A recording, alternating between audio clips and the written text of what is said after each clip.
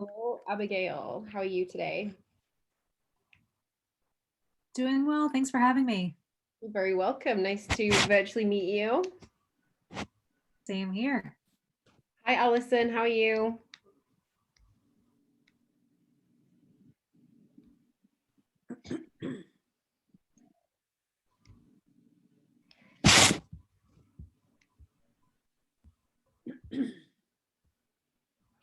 Hi, Trisha. Hey, Allison. Are you okay?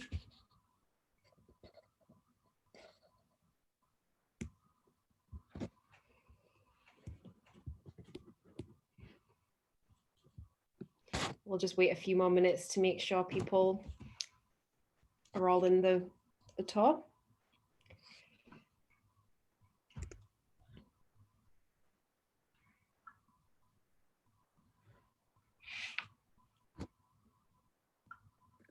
Hi, Renee. Hi. How are you doing? Oh, okay. I feel like I can definitely use coffee right now, so it's good. Oh, me too. Today is the day to drink many cups.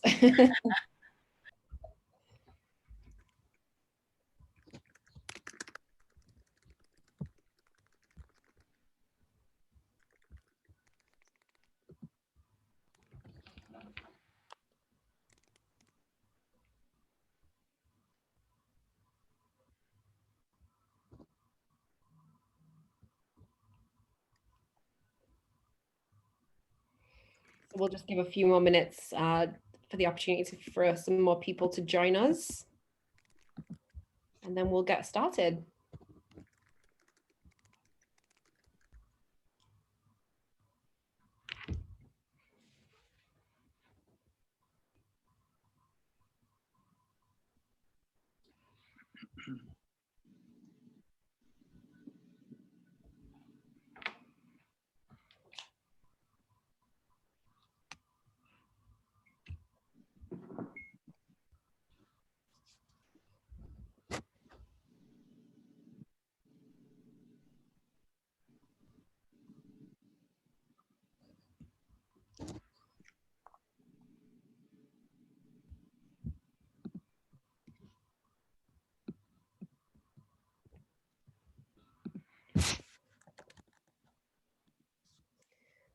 All right, so I think we can begin, and if anyone is a bit late, they can just hop right on as well.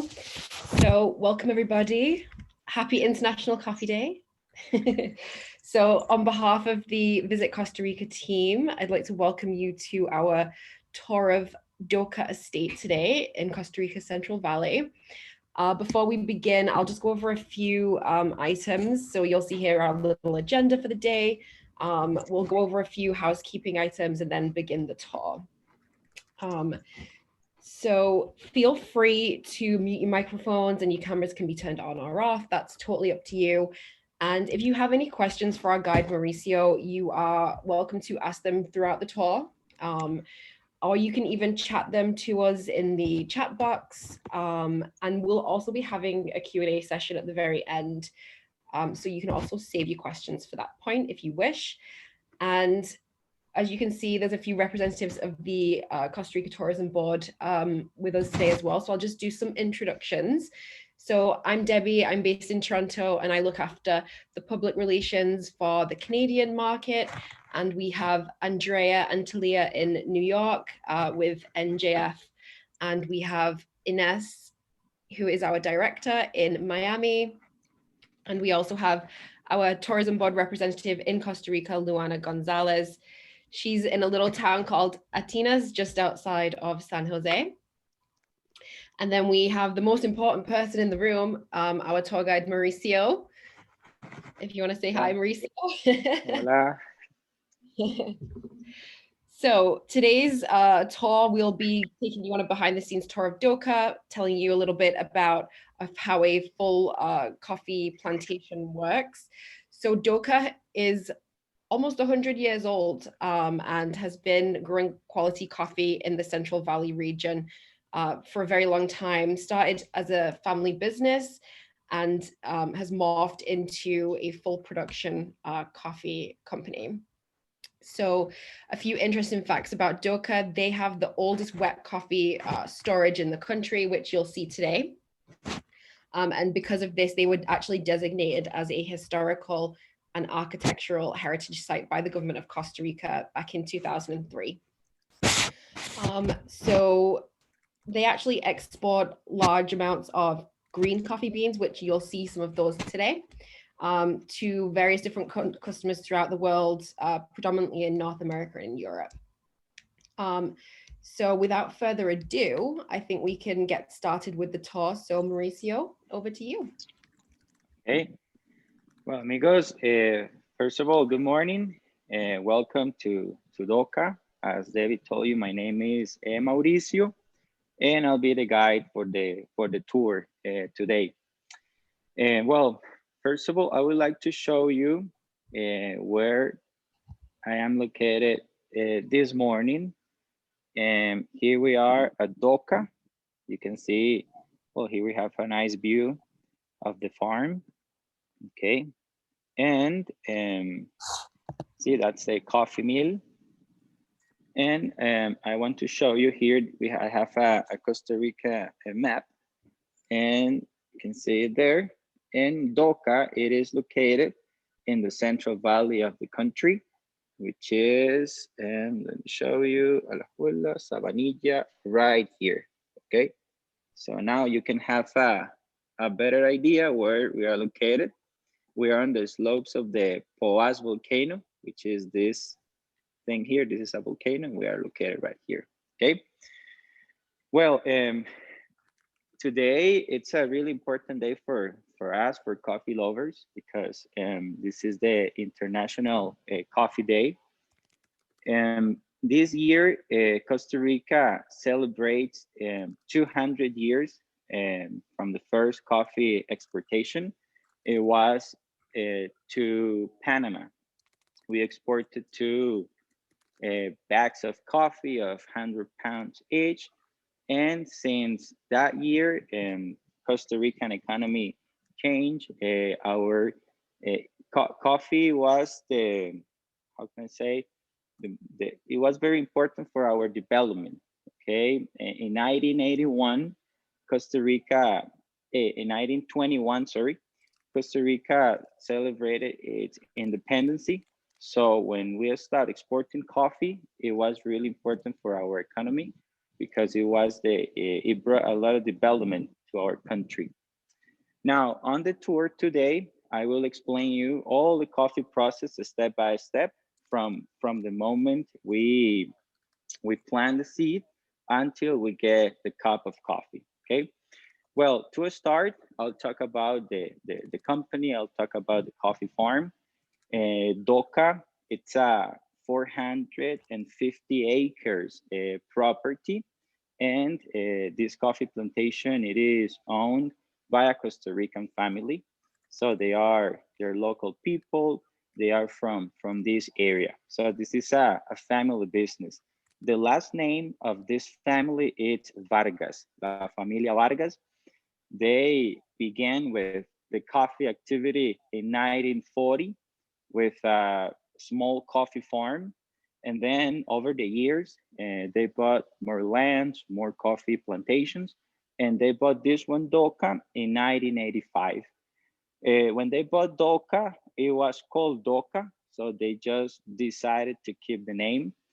Now, currently, the company owns more coffee plantations, like 20 coffee farms.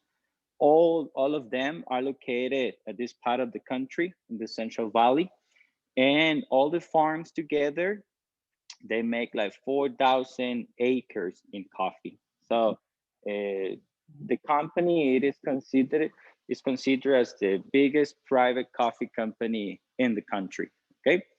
So that's the story about a family, how they began with the coffee activity and also how they got the coffee farm.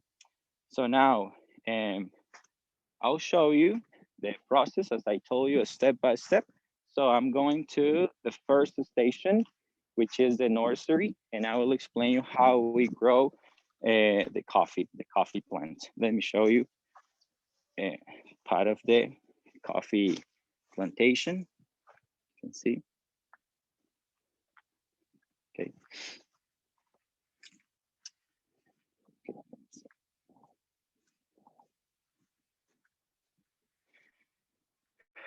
Okay, well, to start with a coffee plant, to get a coffee plant, we need the same bean that we need to prepare the coffee drink. You see, that's the coffee bean. So to get the beans or the seeds, we have to come here at the plantation. You can see the coffee plants over there, and we'll pick coffee fruits. Let me show it to you. You see, that's a coffee fruit. Okay, normally we pick a fruit, we peel it. Let me do it here for you. Let me see. Okay, let's see. We peel the fruit, and normally one coffee fruit, it comes with 2 seeds or 2 beans. So to get a plant, we need just one. Okay, like this. Now we have a greenhouse, and in this greenhouse we have, okay. In this greenhouse, we have large sand beds where we plant the seeds, and we wait for 6-7 weeks to get a little coffee plant, something like this. Look at this one. You see, we can see it's a stem with a bean on top. We can see the leaves are coming out. Okay, this one, it's like a month-old coffee plant. Okay, and then we transplant them to bigger plastic bags. We wait for a year, and after a year, coffee plants are ready to be transplanted to the coffee plantation. At the plantation, we wait for 2 more years to get the first crop. So total 3 years waiting. After that, we start picking the coffee fruits. We'll pick the coffee fruits normally once a year for 20 to 25 years. Now, coffee plant, it can live for more than 100 years. They can reach 15, 18, 20 feet, but we use the plant just for 20, 25 years, and every 4 or 5 years we prune them. So it's really hard to see in Costa Rica a plant of 15 high feet in the country. So they're very small. Now, and the reason why we use a plant for 25 years, it is because after that, the coffee production, it decreases, and then the plants are not profitable. So that's why we cut the plants, pull them off, we prepare the soil, and then we replant new ones. So these ones here, these ones are 8 months, 9 months old. This one, it's a good plant to be planted to the fields, okay? Now, all the coffee we grow here at Doka, it is Arabica coffee. Well, coffee, it is not native from Costa Rica, it's native from Africa. In Africa, there are like 125 species of coffee. There are 3 species that are the most popular, the most commercialized species. Their names are Arabica, the one we grow, Robusta, and Liverica. These ones are the most commercialized species. Liverica, it's grown and commercialized mainly in Africa. African countries drink this coffee. Then Robusta, we can find it in South American countries like Brazil, some Asian countries like Vietnam, Indonesia, and European countries buy this coffee. And then Arabica, we can find it in Central America. Colombia as well grows Arabica coffee. And United States, yes, North American countries buy this coffee, and European countries as well. If we compare Arabica and Robusta, are 2 different plants. Robusta plants are bigger than Arabica, produce more coffee. Robusta plants are also more resistant to fungus and disease, but more caffeine, almost twice than Arabica. This high concentration in caffeine, Robusta coffee, it's so bitter.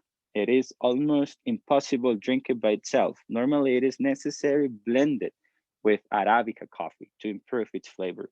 Now, Arabica, it is a smaller plant, produces less coffee, and plants are more delicate, more susceptible to be affected by fungus, by disease, but its caffeine concentration it's lower and it has a better flavor. So at the end, coffee experts say Arabica plants produce quality and Robusta plants quantity.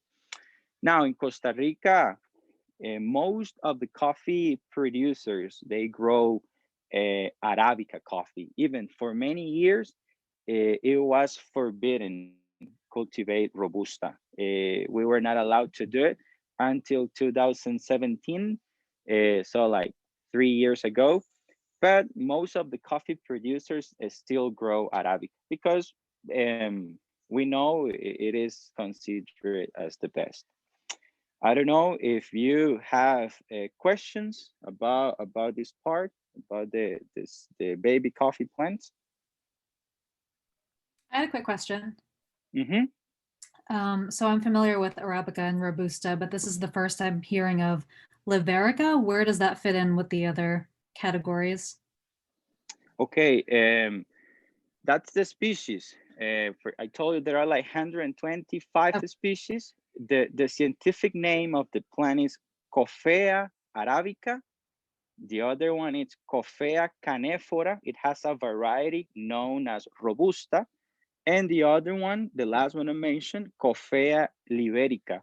That one, we are, well, in Costa Rica or North America, we are not familiar with this coffee because it is grown and commercialized mainly in African countries. So if we want to try the coffee, probably we have to move over there to see it. And that one, it has even more caffeine than Robusta. That's why we don't see it around the world because it's not considered. Probably flavor is not as good as Arabica or even Robusta. Okay, thank you. No, you're welcome. I have a question as well. I know you were talking about how the coffee plants, you start to, I guess, retire them as they get a little bit more aged because they're not producing as many fruits. Is there any difference between the fruits of, I guess, younger coffee plants versus older ones in terms of characteristics or caffeine? Or maybe, I know like in other foods, sometimes there's a preference for older plants because maybe the fruits are more developed, and I don't know what that has, if it has anything to do with the plant itself, but how would in coffee, that I'm not quite sure of. So I'm wondering. Okay. Well, in this case, the quality, flavor, it doesn't depend on the age of the plant.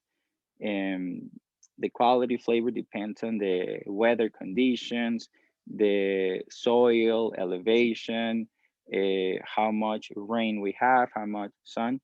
At the end, the reason why we replace the plants after 25 years is just because the production decreases. So per hectare, well, per acre, we use hectare, sorry, but per acre, we expect to receive like 15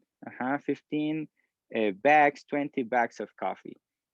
Now, when we have um, a section of the plantation that is older, the production decreases. We won't get that amount of coffee. So that's why it is necessary replacing. When I say we expect to receive 15, 20 bags, I'm talking about 20 bags of 100 pounds of raw coffee. That's what we expect to receive from 1 acre of coffee.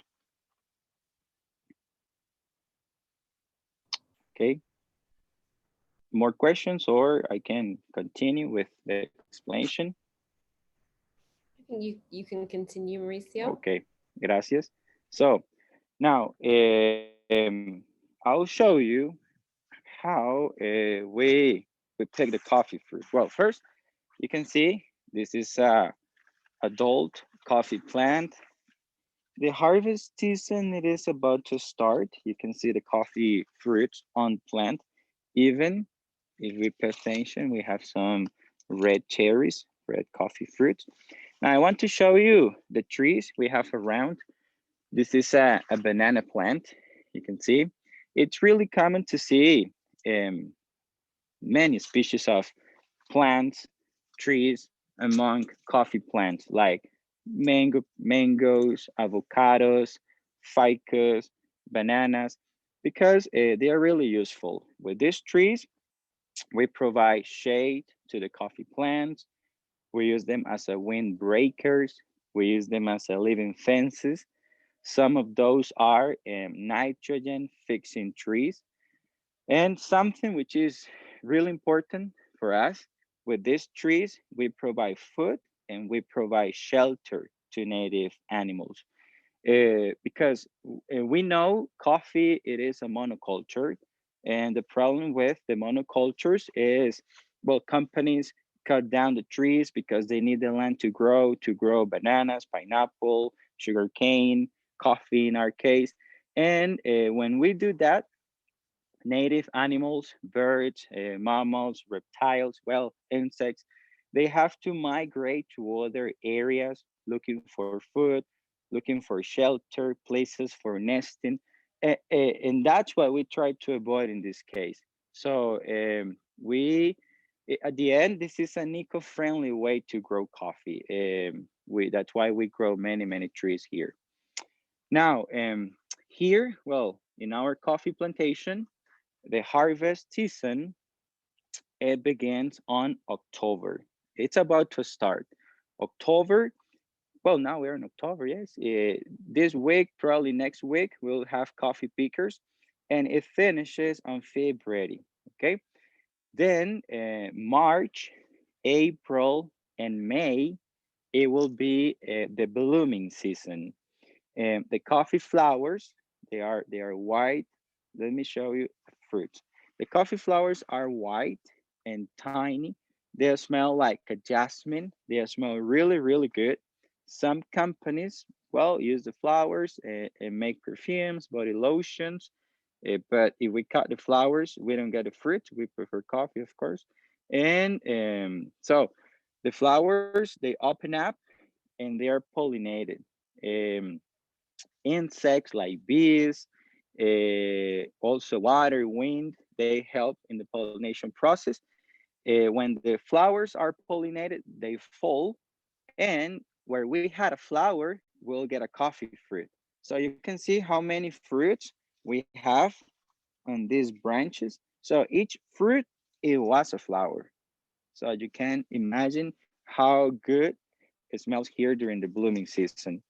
Now, then, well, the coffee fruits, they will grow little by little. From green, they turn red. Normally, it's on October when we have the red coffee fruits. Now, here in Costa Rica, all the coffee, it is hand picked.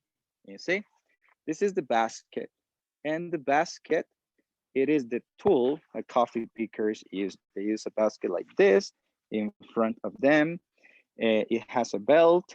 The belt, it's a handmade belt. It's a plastic sack. It goes around the waist. And when they are ready, well, coffee pickers, they get close to the coffee plants, and with their hands, both hands, they will pick one by one, very carefully, only the ripe cherries, only the red coffee fruits. Now, when they have a basket full of coffee fruits, they take it off and then they dump the fruit in a sack, a plastic sack, and then continue picking coffee. Here, well, we start at 6 a.m., we finish at 1 or 2 p.m. It is a hard work. In some cases, it's rainy, it's windy or sunny, but the coffee, well, it must be collected anyway. Now, here in Costa Rica, we have a coffee measurement unit, and its name is cajuela. Cajuela. What's a cajuela? A cajuela, it's a container. It's a cubic feet container. It's measured by volume, but when we weigh the coffee, it's 25 pounds of coffee fruits. Okay, and coffee pickers, they get paid depending on how many cajuelas they pick. I'll show it to you. We'll see the cajuela in the coffee meal. And per cajuela, they get paid like $2. If no, like $4, $4 or $5 per cajuela, like 2,000 colones, 2,300, 1,800. It depends because at the beginning of the season, on October, most of the coffee fruits, they are still green. So they don't pick a lot of coffee. They don't make many cajuelas, probably 3 or 4 a day. So we pay more. When the production increases, well, price of the cajuela decreases. There is a minimum we pay per cajuela, which is $2. When we pay that, well, a good picker per day collects 15 to 20 cajuelas. It's like $30, $40 per day. Now, most of the coffee pickers come from Nicaragua. When they are working here, our company, as part of the social responsibility, provides them free housing with water, electricity. We have a daycare here. Also, we provide them transportation to the different coffee plantations. And also, well, we pay an insurance for just in case if they have an accident into the coffee fields. Now, with these practices, we create good relationships with them, and normally same family, same people come back here. Now this year, well, it's gonna be different. We are inviting locals to come here to our coffee plantation and pick coffee because we this year, due to the pandemic, the border is still closed, and we cannot receive people from Nicaragua. So that's why we invite locals to come here, and also they can make some money.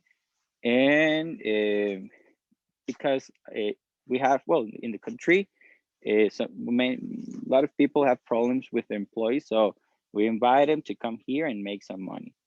Okay, I don't know if you have questions about the coffee plantation.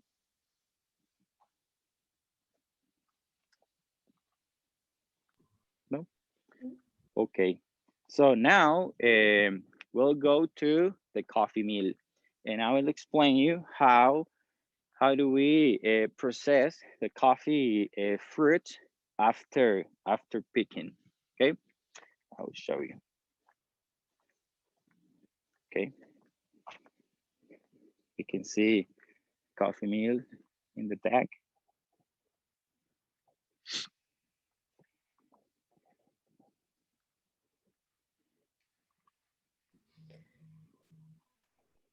Mauricio, I have a question for you. Yeah, yes. How big did you say the estate is that you're currently at? Sorry, I couldn't hear you well. How big is Can the you estate of Doka where you are right now? 450 acres, Doka. Okay, 450 acres. Uh-huh. Yes, yes. This is the roasting room, and the mill. Um, this is the oldest wet mill in the country that still works. We call it wet mill because it works with water power. This facility was built more than 100 years ago. So 100 years ago, we didn't have electricity here. That's why it works with water power. Doka, it borders a river. The name of the river is Poas River, same name as the volcano. So we take water from the river, and with the water, we fill a tank we have here. You can see it. With the water, we make the machinery running.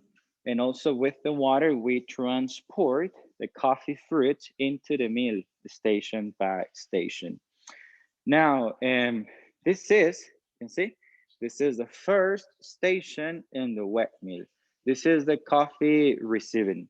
So at the end of the day, when picking day finishes, 1 p.m., 2 p.m., my coworkers in their tractors, they go to the coffee plantation. At that plantation, they count one by one how many cajuelas were collected. Let me show you the cajuela. Can you see that container? That's the cajuela. Full of coffee fruits, it weighs 25 pounds, okay? So we pay to the pickers, and then my coworkers come back here. They dump the fruits in this container, which is bigger. Here we receive 10 cajuelas, 10, okay? When it's full of coffee fruits, we open it, and the fruits fall in this tank. Tank's name is siphon. The siphon, it'll have water. It will be full of water. And here we do the first quality selection. This quality selection, it's by density. So the denser coffee fruits, good quality fruits, they sink. And the lighter coffee fruits, underripe, overripe fruits that were attacked by insects, they float. So we have good quality fruits in the bottom, low quality fruits on top. Okay, in the bottom, we cannot see it because it has water, but in the bottom, the siphon looks like a cone. And in the middle, we have a pipe. Can you see the pipe? That's a pipe in the middle. So when we fill the siphon with the water, water goes up into the pipe, okay? We have all their pipe connected. You can see it over there. There is a T connection, okay? So when when the siphon is full of water, the water that goes up into the pipe, it will continue in the other pipe that is connected, and then water escapes on the other side. When water escapes on the other side, it creates a natural suction, okay? And the water, it sucks the coffee fruits from the bottom, and the good quality fruits go up into the pipe and escape on the other side. That's a good coffee. The ones that are floating, they will escape right here. Can you see there is a canal over there, okay? Even when the siphon is full of water, we keep pouring water and the water overflows there. So the ones that are floating escape over there. At the end, both of them, good coffee, low quality, they fall in the peeling machines, which is the next station, but they get there already separated, okay? And I'll show you the second station. We'll see the peeling machines. Let me show it to you. Okay, so these ones are the peeling machines. Okay, we have five peeling machines. Two on top. We have this one and that one, and we have. Okay, these machines, the 5 peeling machines, they work in the same way. How? Each machine has a cylinder like this one. You can see it. The cylinder, it looks like a cheese grater. Okay, so it's turning, and when the fruits pass through, the friction peels the fruit. It removes the red skin, And then there we get the beans without the skin. But the machines, the peeling machines, they were calibrated to peel different sizes of fruits, the fruit we want to peel. So these two machines on top, they receive the coffee fruits from the bottom of the siphon, the denser ones, but they peel just the biggest coffee fruits. So medium size, smallest coffee fruits pass through, are not peeled. So we get beans that were peeled and fruits that were not. Both of them with water, they go into this cylinder. It's a crib, and the crib, it turns and separates them. Beans fall through the bars, and fruits keep going with the water, escape on the other side, and fall in the second machines in the middle. The second machines receive the coffee fruits that were not peeled by the first machines and the coffee fruits that were floating in the siphon. These machines peel medium size. Smallest fruits pass through again, and the process, it will be exactly the same. Beans and fruits by the water, they get into the second crib. Second crib separates them. Beans fall through, that will be second quality. And the smallest fruits fall in the last machine. Okay, the last machine peels the smallest coffee fruits, and that will be the third quality coffee. So that's how we get in these tanks. Third quality, second quality, first quality according the size. Well, size and density. Okay, and let me explain something. When we peel the fruit, we get a skin, the husk, and we're gonna make compost. We make compost, and the compost we use it in our coffee plantation. Now, after peeling the three different qualities, they are transported by the water to these tanks. These tanks are the fermentation tanks. When we peel a coffee, if we touch them, the seeds, they are slippery.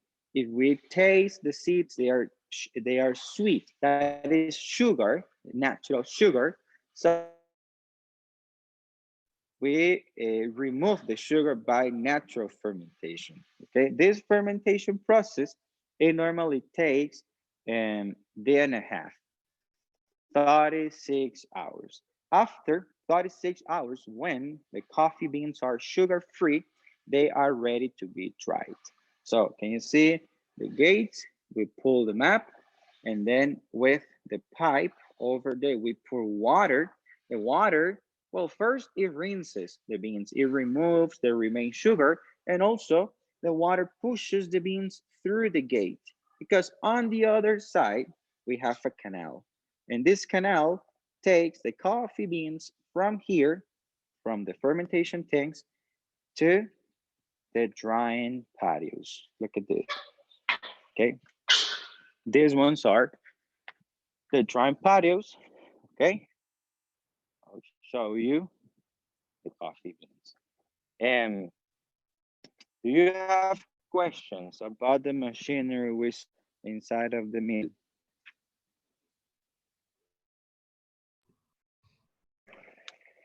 No questions. Okay, so let me show you this.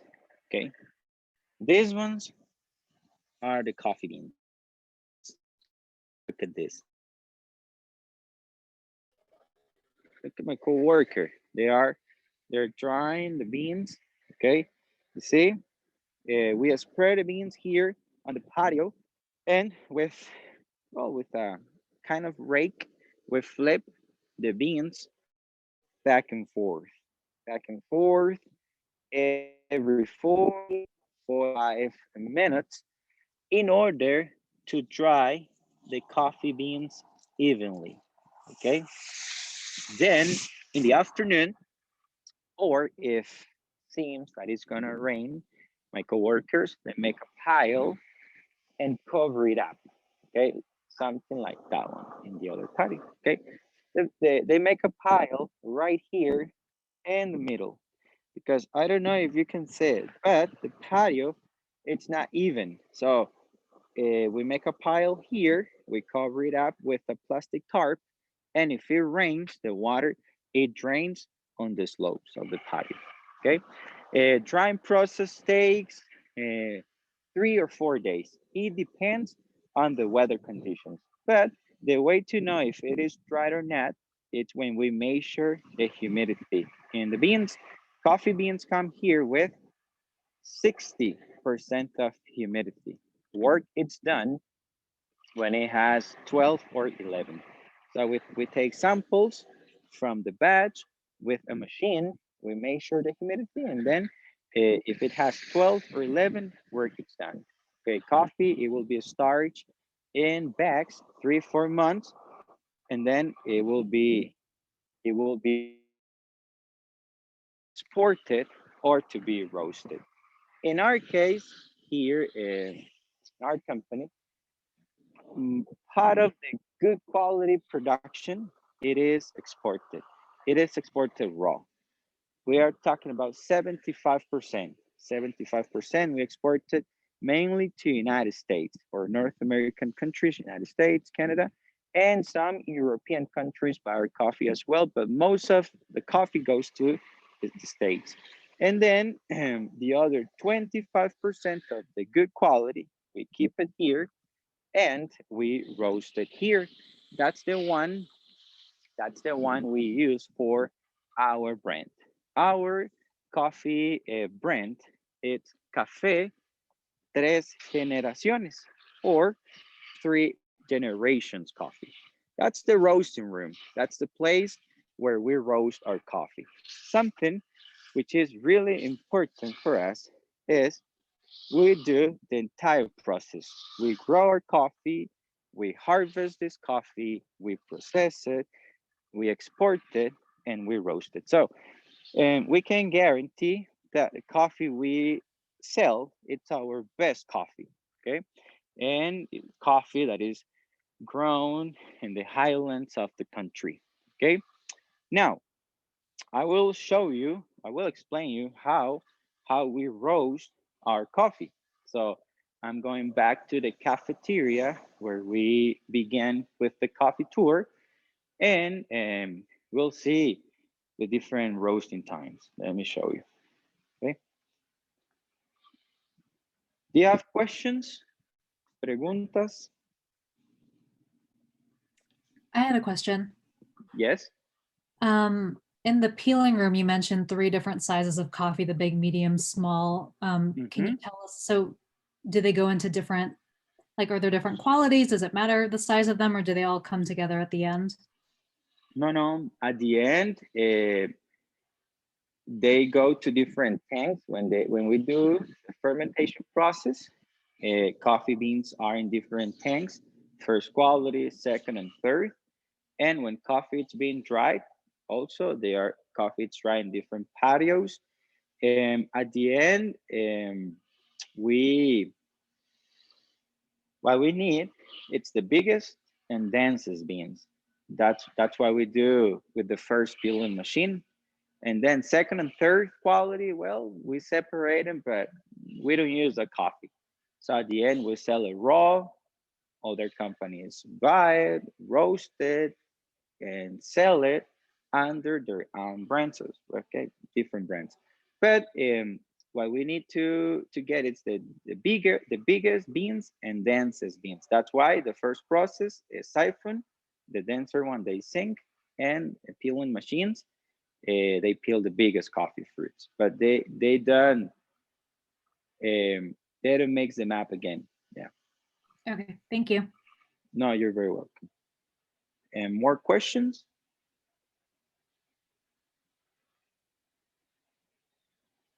I think we can. No. Yep. Okay, good. Let me show you this.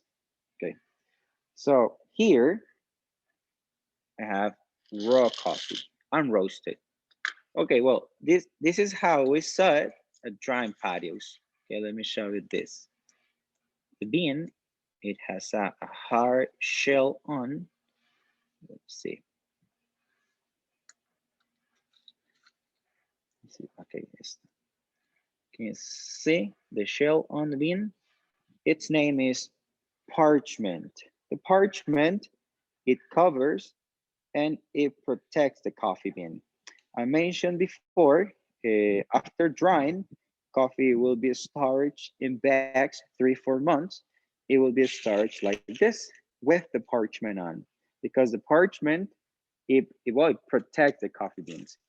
That's like an aging process. After aging, my coworkers, they reopen the bags, and then with machines, they take the parchment off. And the parchment, it will be reused as a fuel in ovens. We have ovens as well in the coffee mill. When we have bad weather conditions, I mean, when it's raining, we cannot dry the beans by the sun. Well, we have also ovens to dry coffee, and these ovens don't work with gas or electricity. We burn parchment and coffee wood. So when we replace the older plants, that wood is reused as a firewood in the ovens. So then when we remove the parchment, this is what we get. This is what we export, and this is what we roast, okay? And in our case, for our brand, we have 3 different roasting times, okay? Or different flavors we have. This is light roast, and this is dark roast, okay? To get the light roast, the first one, we roast our coffee beans 15 minutes, 15. So we take this coffee, we put it in the roasting machine. The machine, the temperature, it's 400, yes, 450, 480 Fahrenheit. That's the temperature. 15 minutes later, we'll get the light roast, which is this one. Okay, what's the characteristic? Well, it's not bitter. Normally, it's a little bit acidic. Also, when we drink it, the flavor of coffee in our tongue, it doesn't last too much. I mean, we drink coffee and 10 minutes, we don't have the flavor of coffee in our mouth. That happens with the light roast. And it's not really strong. And the light roast has a characteristic. It preserves more caffeine. I'll talk about it. I'll talk about it later. Now we have medium roast. Okay, medium roast. We call it French roast. Same coffee, same machine, same temperature. What's the difference? The time. 2 more minutes. 17 minutes. We get medium roast. Okay, it's a balance of acidity and bitterness. A little bit of both. And then the strongest, the darkest, we call it espresso italiano, and we roasted 20 minutes. So 15, 17, and 20. As longer we roast the coffee beans, we get stronger flavor, stronger coffee, darker color, and lower caffeine concentration. Okay, so when we have, or when we drink dark roast, it has less caffeine than light roast. Okay, I don't know if you knew that, if you knew that. Okay, now you have questions about the roasting process?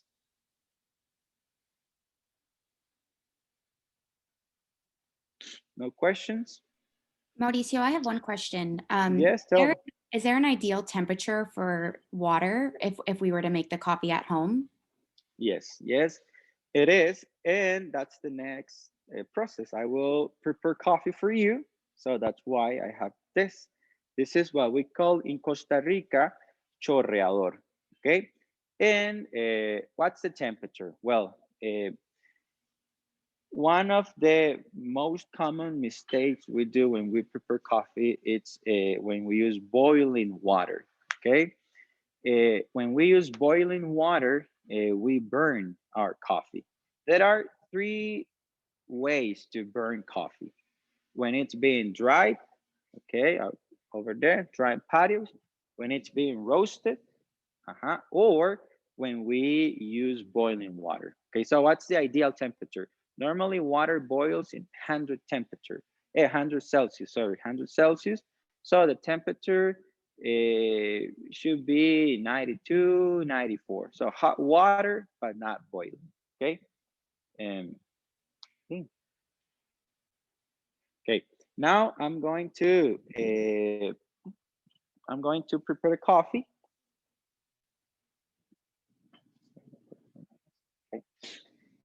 Okay, I'm going to prepare coffee. First of all, when we use it doesn't matter the filter we use, could be, this is a cotton filter or paper filter. We have to pour some hot water on the filter and we're gonna clean it, okay? Some cases, we drink coffee and we can taste other flavors in this coffee. So we have to clean it like this. Of course, we won't use this water. That's why I have this here, okay? And then, okay, for 1 cup of coffee, I'll use 1 tablespoon like this, only 1, okay? See? Water, it's ready, okay? And we pour the water over the coffee like this, okay? We'll try to, how can I say, the water, it needs to touch all the coffee. Okay, there. Worker, it's helping me. Like this, not much water. We wait a little bit because if we pour all the water at once, and we say coffee, it is sub-extracted. What does it mean? The length,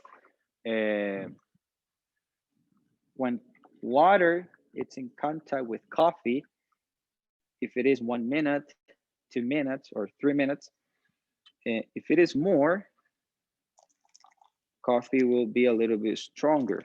So if the water passes through the filter very quickly, coffee, it doesn't taste really good.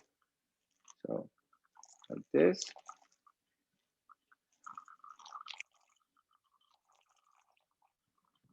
Okay, that's it. I'll wait.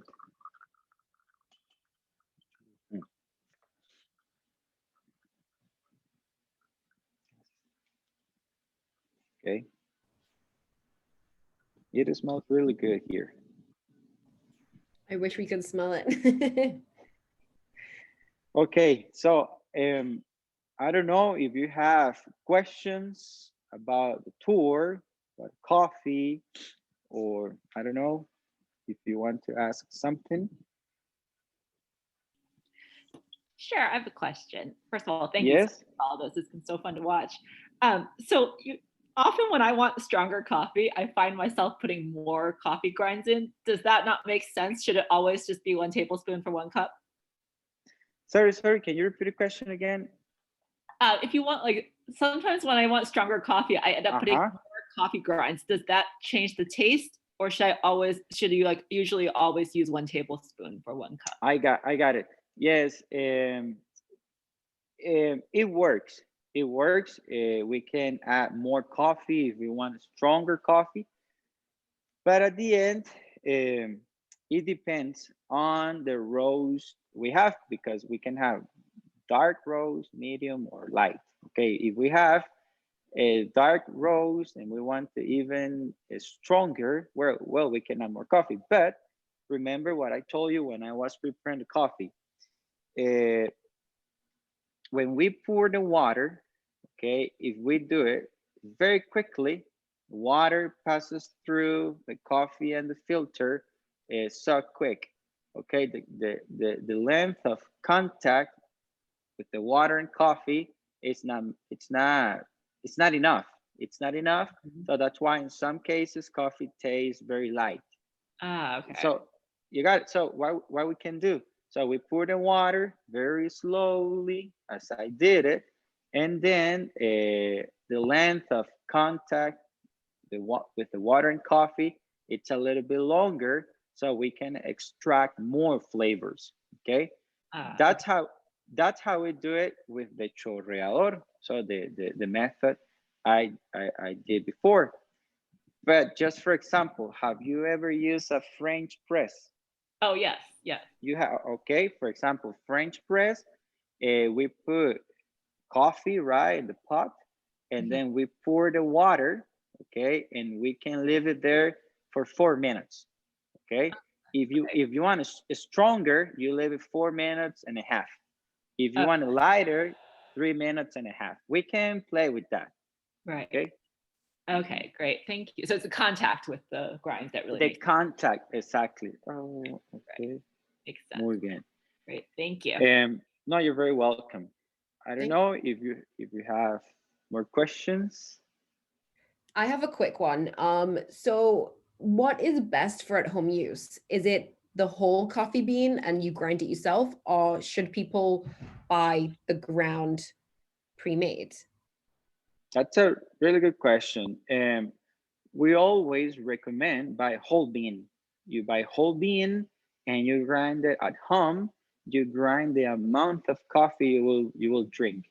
And why? Well, many reasons, but when you grind your coffee, you can see what you are grinding and you can know what we're gonna drink. When we buy ground coffee, well, if we don't know the brand, we don't know what we're gonna drink in some cases. And also it tastes better. It's fresher, and the aroma we have at home, it's better. So it's much better when we grind at home. Yeah, absolutely. Okay, awesome. Well, I think that covers it today, unless there's any other questions that anyone wants to ask. I have a question. As Yes. far as grinding the coffee, is it when you do the chorreador or French press for that matter, what grade of grinding do you need to do? Is it thicker? Is it more smaller? How does that work? Well, it depends. So it depends. For example, if we use a chorreador, the filter we use, it's made of cotton. So if we use yes, we need a medium grinding for the chorreador. But for example, if we use a fine or medium grinding for French press, the filter, it's different. The filter for the French press, it's a metal filter. I don't know how to say it, but the spaces, or when coffee passes through the filter, if we have a thick or fine grind, all the sediments pass through the filter. And that's what we get when we drink the coffee. Some cases people like it, some cases people don't. My case, I don't like it. I prefer, for the French press, I prefer coarse grinding, because all the sediments, they will stay in the filter and they won't pass through to the coffee we're gonna drink. So at the end, it depends on the method or device you will use to prepare coffee, the grinding. But for chorreador, medium, it's perfect. Wonderful. Wonderful. Thank you, Mauricio. No, thank you. You're very welcome. Thank you. So thank you all for joining us today. We've just got up here on the screen some links that you can visit, and what we will do is we'll follow up with you all with this presentation and a recording of the session, so that you can always go back and find more information. And yeah, I hope you enjoy the rest of your International Coffee Day, and definitely enjoy a cup of your favorite brand of coffee. Thank you. Thank you, everyone. Thank you. Bye.